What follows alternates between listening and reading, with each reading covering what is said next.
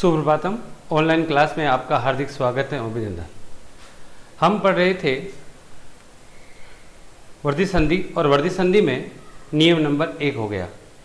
आज उसी को आगे बढ़ाते हैं और पढ़ते हैं नियम नंबर 2।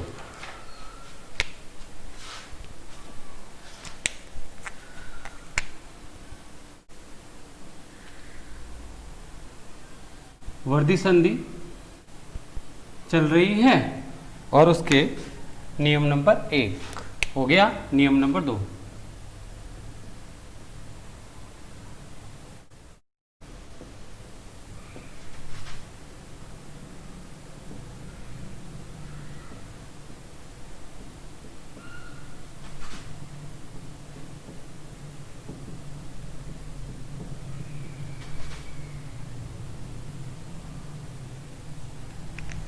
नियम नंबर 2 है, जब प्रथम पद का अंतिम वर्ण ए या आ हो तथा द्वितीय पद का प्रथम वर्ण ओ या औ हो तो संधि युक्त करते समय औ बन जाता है।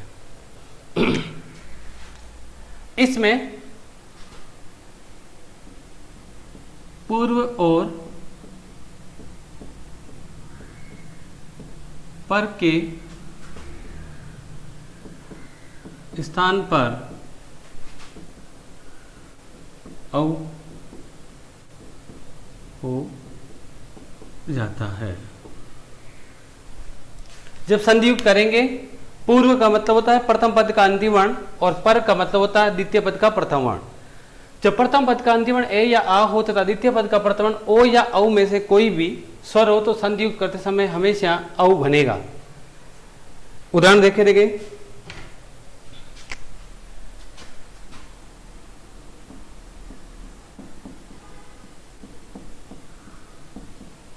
महाधन औषधम। यहां प्रथम पद का अंतिम वर्ण क्या है? आ है और द्वितीय पद का प्रथम वर्ण क्या है? औ है। इसका मतलब ये आ और ये औ।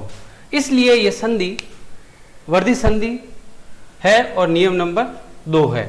अब इसको संधि युक्त करेंगे तो संधि युक्त करते समय जो पूर्व है वो है आ, तो उस आ के स्थान पर और औ के स्थान पर क्या हो जाएगा? औ हो जाएगा। तो मैं आधा है प्लस ये हो गया औ, आ के स्थान पर, ये इसके स्थान पर और इसके स्थान पर, इसमें से आ निकाल दिया, ये हो गया, बाकी बच गया शदम। अब इनको मिला दो तो ये स्वर और व्यंजन है, मिल जाएगा, तो हो गया मौस धम। इस नियम के हिसाब से संधि युक्त पद में क्या मिलेगा आपको? हमेशा औ मिलेगा और ये संधि युक्त पद है, इसमें औ है। इसका मतलब ये उत्तर आपका सही है। दूसरा उदाहरण देखो,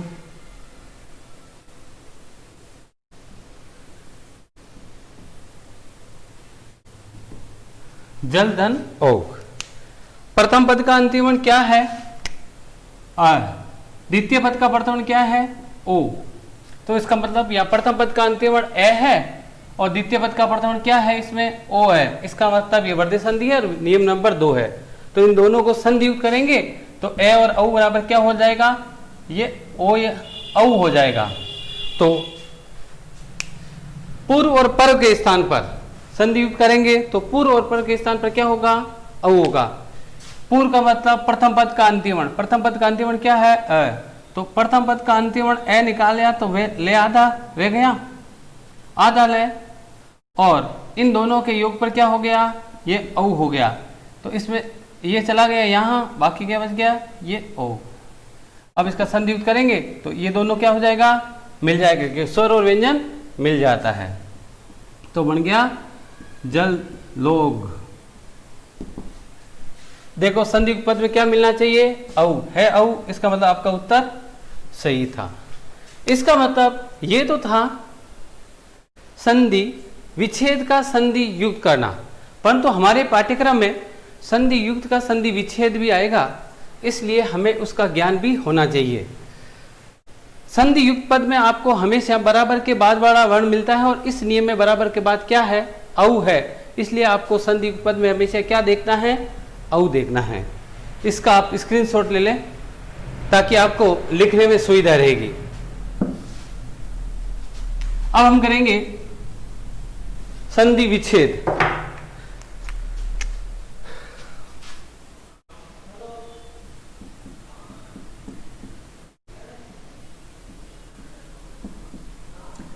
ये संधियुक्त पद है कृष्णोत्कंठ्यम।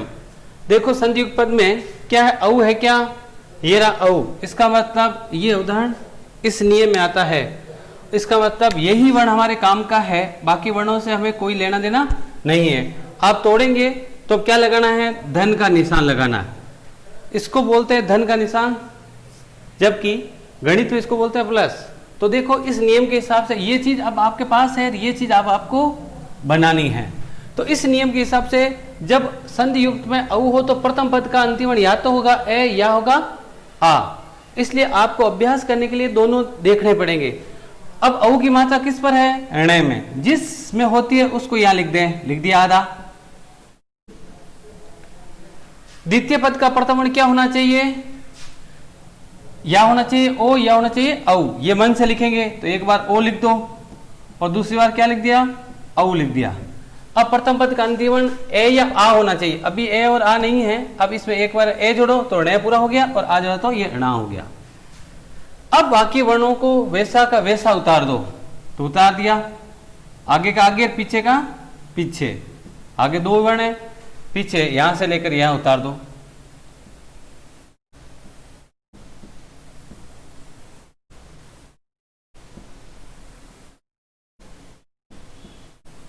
अब नियम के हिसाब से इन दोनों में से दोनों ही सही है, क्योंकि नियम क्या कहता है, प्रथम पद का अंतिम वर्ण या तो होगा ए और या तो होगा आ, द्वितीय पद का प्रथम वर्ण या होगा ओ या होगा औ। अब यह क्या होगा इसका निर्णय आपको करना है, शब्द के अर्थ पर निर्भर करता है। तो एक शब्द बन गया कृष्ण, एक बनता है कृष्णा, सही कौन सा लगता है, सही लगता है कृष्ण। एक है औत्कंठ्यम और एक दूसरा है औत्कंठ्यम, शुद्ध कौन सा है, औत्कंठ्यम, इसलिए इसका सही उत्तर क्या होगा, कृष्ण धन औत्कंठ्यम। यहां लिखते हैं इसका सही उत्तर।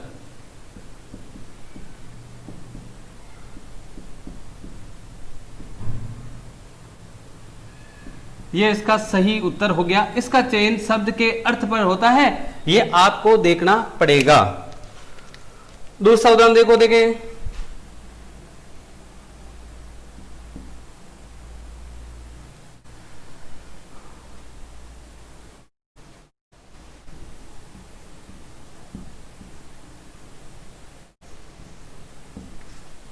मौखलिम, संधियुक्त पद है, तो क्या संधियुक्त पद में औ है क्या, ये रहा औ। इसका मतलब ये उदाहरण इस नियम में आता है और यही वर्ण काम का है।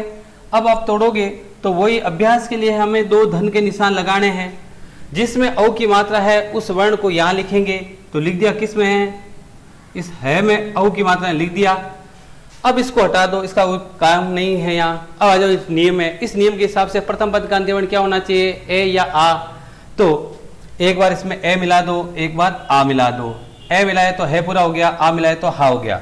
द्वितीय पद का प्रथम वर्ण क्या हो गया, द्वितीय पद का प्रथम वर्ण क्या होना चाहिए, ओ या औ होना चाहिए। एक बार औ लिख दो और एक बार ओ लिख दो और फिर पीछे का वैसा उतार दो।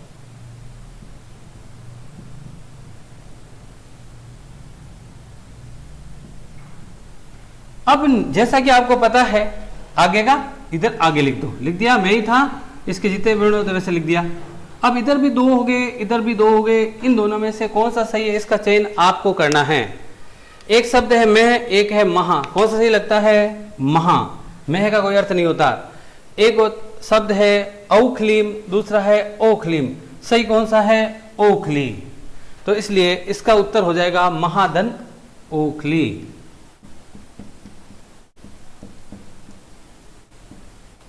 महाधन औखलीम।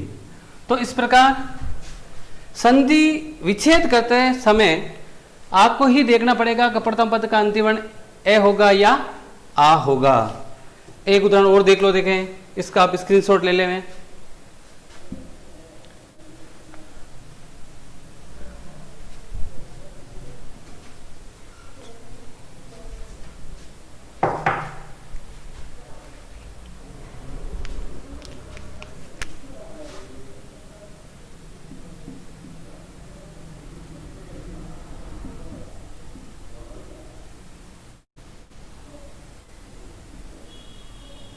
अब इसको देखो, ये संधि युक्त पद है, तो संधि युक्त पद में क्या औ की मात्रा है क्या? क्योंकि ये चीज आपको संधि युक्त पद मिलेगी और ये किसे मिलेगी? संधि विच्छेद में। जब ये हो तो आपको ये बनाना और ये हो तो आपको ये बनाना। तो इसमें यहाँ है औ की मात्रा, तो यहाँ से तोड़ेंगे क्योंकि यही वर्ण हमारे काम का है। अभ्यास के लिए कितने धन के निशान? 2 धन के निशान। 2 क्यों? क्योंकि प्रथम पद का अंतिम वर्ण 2 है इधर। जब 1 होता है तो 2 लिखने की आवश्यकता नहीं है, परंतु यहाँ 2 वर्ण है इसलिए अभ्यास के लिए 2 लिखने पड़ेंगे। 2 धन के निशान, इधर भी 2 है इसलिए हम अभ्यास के लिए 2 लिखेंगे। एक बार ओ आएगा, दूसरा औ आएगा। कौन सा सही होगा वो उस शब्द पर निर्भर करता है। तो जिस वर्ण पर औ की मात्रा है उस वर्ण को लिख दो प्रथम पद के अंतिम वर्ण के रूप में और उसको हटा दो। अब चले जाओ नियम के हिसाब से। नियम के हिसाब से प्रथम पद का अंतिम वर्ण ए या आ, तो एक बार ए जोड़ दो, एक बार आ जोड़ दो। इसमें आ जोड़ा तो वाह हो गया, ए जोड़ा तो वह पूरा हो गया। द्वितीय पद का प्रथम वर्ण क्या हो गया? ओ लिख दो और दूसरे में क्या लिख दो? औ लिख दो। मन से कुछ नहीं लिखा, ये नियम है वही हम लिख रहे हैं। फिर यहाँ आ जाओ, इसके आगे का आगे, पीछे का पीछे, तो आगे तय है तो ये ति लिख दिया और दार्यम, ये हो गया दार्यम। अब इन दोनों में से कौन सा सही है? इन दोनों में से कौन सा सही है ये आपको ही तय करना है। एक शब्द है तवा, एक है तव। शब्द कौन सा है? तव ने तुम्हारा। युष्म शब्द की षष्ठी विभक्ति का एक वचन है इसलिए ये सही है, तवा शब्द नहीं है। एक है औदार्यम, एक है औदार्यम। सही उत्तर है औदार्यम, उदारता, इसलिए उत्तर होगा तवधन औदार्यम। ये आपको ही तय करना है क्योंकि संधि का नियम है कि तोड़ने के बाद जो 2 शब्द बनते हैं उनका कोई ना कोई अर्थ निकलना चाहिए, इसलिए सार्थक पदों का मेल है, इसलिए दोनों पदों का अर्थ निकल रहा है, इसलिए जिनका अर्थ निकलता है वही वर्ण सही होता है। ये कौन सा सही होगा ये आपको तय करना है।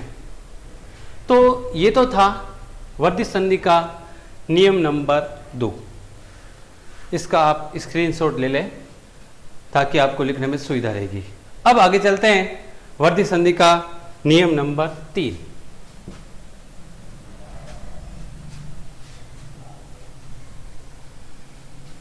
नियम नंबर 3 लिखो देखें।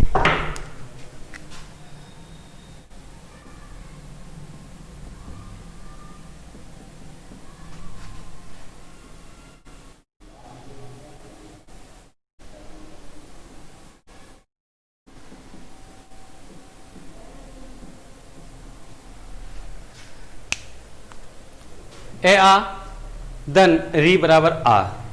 इस नियम के हिसाब से प्रथम पद का अंतिम वर्ण ए या आ होगा, द्वितीय पद का प्रथम वर्ण री होगा छोटी, तो संधि युक्त समय में हमेशा आर बनेगा। आ और रे आधा है। अब यहां एक समस्या है। पिछले वर्ष आपने 9वीं कक्षा में एक संधि पढ़ी थी, गुण संधि। उसमें भी एक ऐसा नियम आया था। देखो वो क्या था? वो ये था, ये गुण संधि का नियम है।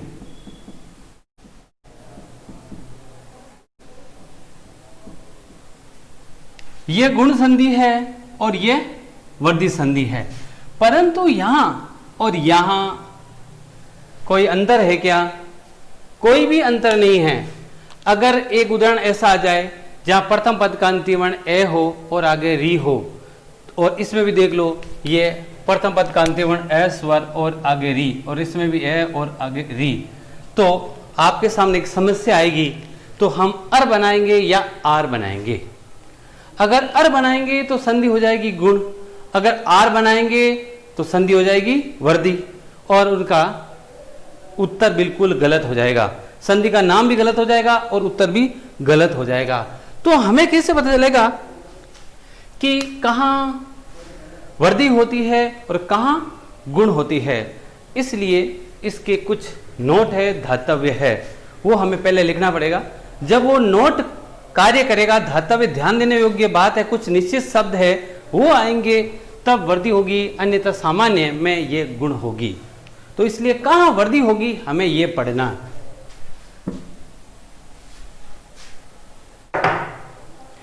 पहले इसमें जो होता है वही होता है कि पूर्व पर के स्थान पर पूर्व का मतलब प्रथम पद का अंतिम वर्ण, पर का मतलब द्वितीय पद का प्रथम वर्ण।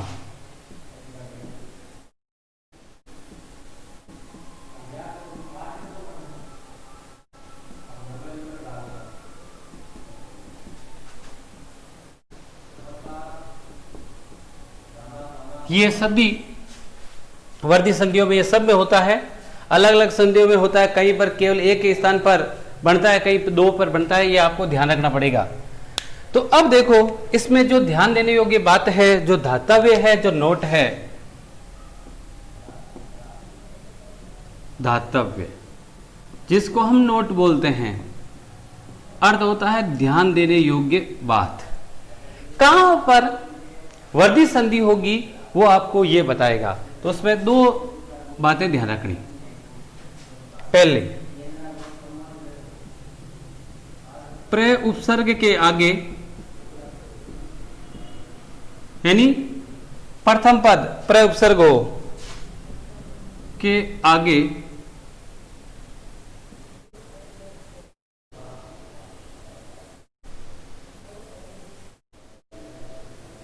रिच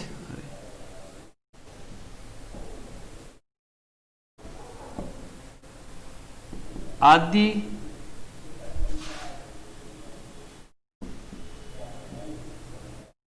धातु हो तो आर होता है, और जहां आर होगा वहां क्या होगी, वर्धी संधि होगी। ये आपको ध्यान रखना पड़ेगा, ये नहीं यही आपको मिलेगा। उदाहरण देख लो, जो धातु होगी उसमें लकार जुड़ेगा।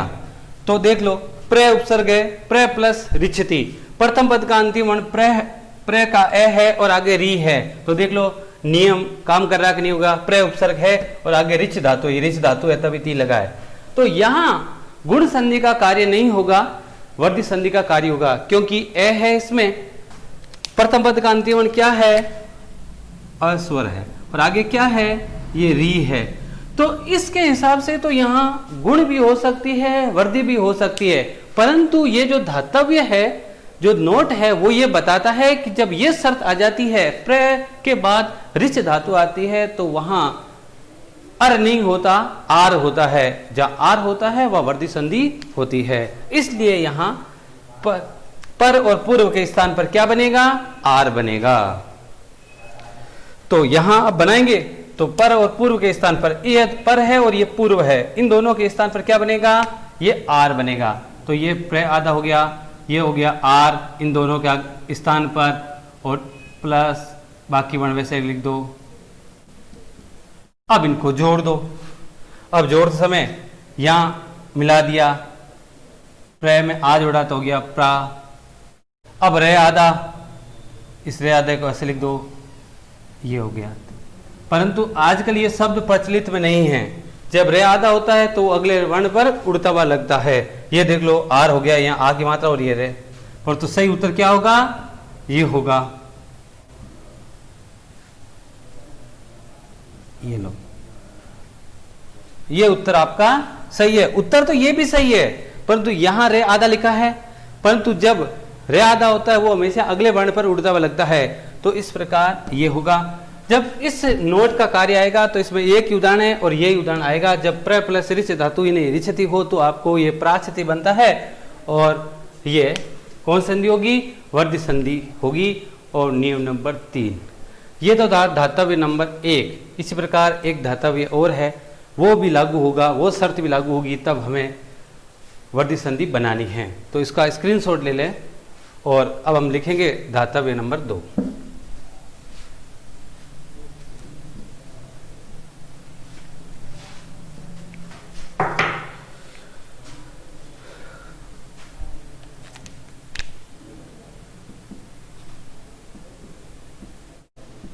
जब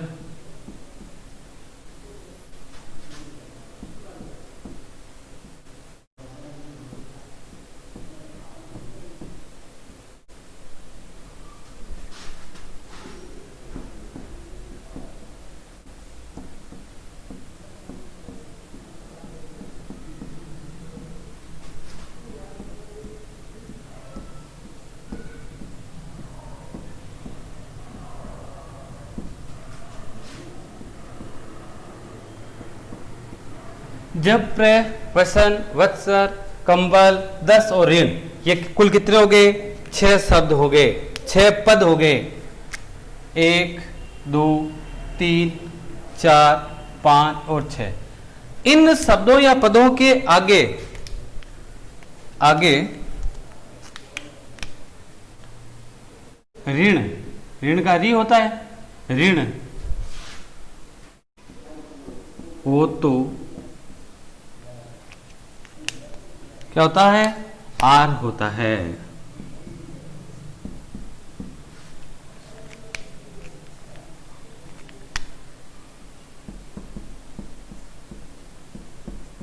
ये बात आपको ध्यान रखनी है, जब इन 6 पदों के आगे ऋण होगा तब ये संधि कौन सी होगी? वर्धित संधि होगी, आर बनेगा, अन्यथा क्या बनेगा? अर बनेगा। अब उदाहरण देखो इसको, इसका उदाहरण देखें। अब दूसरा उदाहरण देखते हैं एक बार।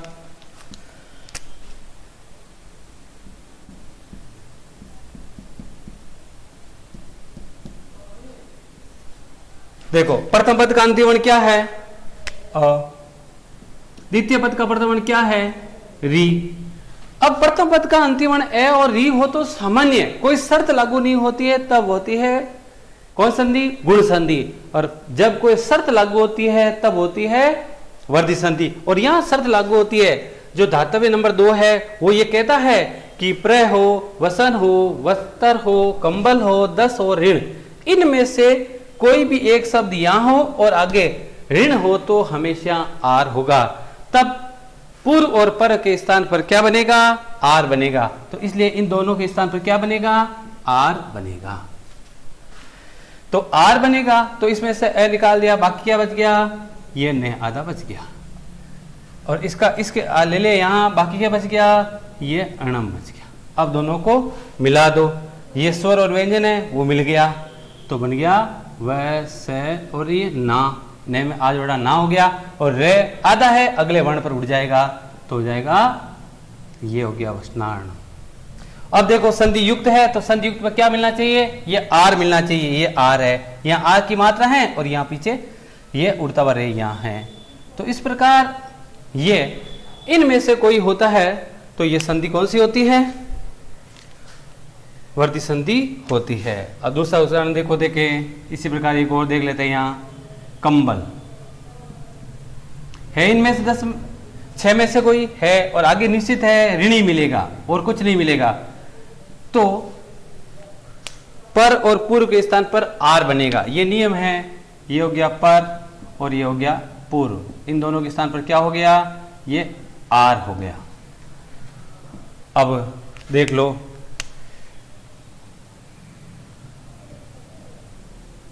ले कौन सा हो गया? आधा हो गया, क्योंकि इसमें आपने ए निकाल दिया। ये आ गया आर, और यहाँ क्या आ गया? ये री यहाँ चला गया तो हो गया अणम। अब मिला दो, ये दोनों मिल गया तो कम ला हो गया, और ये इसके ऊपर चला गया तो हो गया ये, तो कमलार्णम। तो इस प्रकार ये संधि युक्त हुआ, और संधि युक्त में यहां आर बन रहा है। तो ये तो था संधि युक्त। अब इसका करते हैं संधि विच्छेद। संधि विच्छेद बिल्कुल सरल है, क्योंकि निश्चित शब्द है और इसलिए आपको कोई सोचने की आवश्यकता नहीं है। प्रथम पद का अंतिम वर्ण इनमें से कोई एक होगा, आगे ऋण ही होगा। फिर भी एक उदाहरण हम कर लेते हैं, इसका आप स्क्रीनशॉट ले ले ताकि उतारने में सुविधा रहेगी आपको।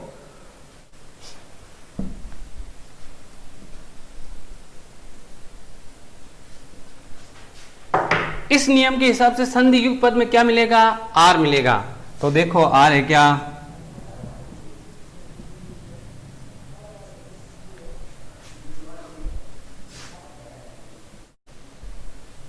है कहीं आर? ये आ की मात्रा और ये उड़ता हुआ रे यहां है। इसको आप ऐसे भी लिख सकते हैं। अब आपको स्पष्ट क्या दिखेगा? ये आर दिखेगा, यहां रहा आर। तो ये वर्ण हमारे काम का है, तो यहां से हम तोड़ेंगे। यहां आपको 2 धन के निशान लगाने की नहीं है आवश्यकता। आर है तो प्रथम पद का अंतिम वर्ण या तो होगा ए और या होगा आ, तो या तो यहां से तोड़ेंगे। तो माना कि 2 धन के निशान लगाते हैं, जिसमें आ की मात्रा किसमें है? स में। आधा लिख दो, लिख दिया। और आगे चले जाओ, इसको हटा दो। द्वितीय पद का प्रथम वर्ण क्या है? इस नियम के हिसाब से री लिख दो। री दो बार लिखने की आवश्यकता नहीं है, जब एक होता है तो एक बार लिखना है, परंतु यहाँ दो है ए आ, इसलिए दो बार लिख दिया। अब इस नियम पर चले जाओ, प्रथम पद का अंतिम वर्ण ए या आ, तो एक बार ए मिला दो और एक बार आ मिला दो, मिला दिया।